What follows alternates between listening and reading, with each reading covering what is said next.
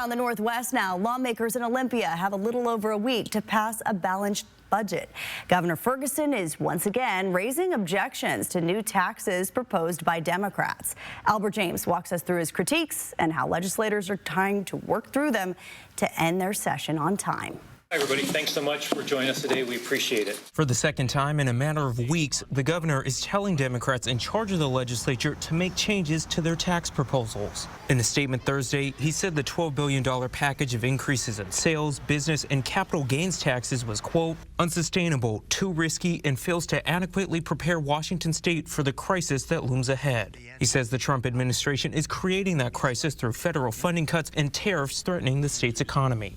In the House, Democratic Majority Leader Joe Fitzgibbon says the governor hasn't signaled strong support or opposition to proposals other than going against the wealth tax, though there's a sense of Ferguson's relative comfort level around the revenue options. But we have said that if that revenue number is too high, then we really need him and his team to provide some suggestions for where they would suggest additional cuts. Fitzgibbon says budget writers still recognize a need for new revenue, but now have to look back at the cuts they initially avoided. The cuts that we've made already are not easy, but the cuts that we would have to consider as that revenue number goes down become only more difficult. On the other side of the aisle, Republican budget leader Travis Couture says they agree with the governor that raising $12 billion in taxes is too much. But $8 billion, $5 billion, and $3 billion are also unsustainable for new tax increases. The only acceptable number is $0 in tax increases. Couture argues the state should dial back spending as new taxes would hurt people at a time of increasing unaffordability.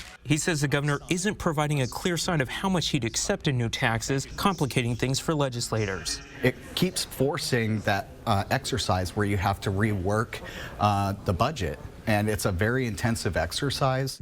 Every time the governor plays a game of go find another rock, it seems like we're heading towards a special session.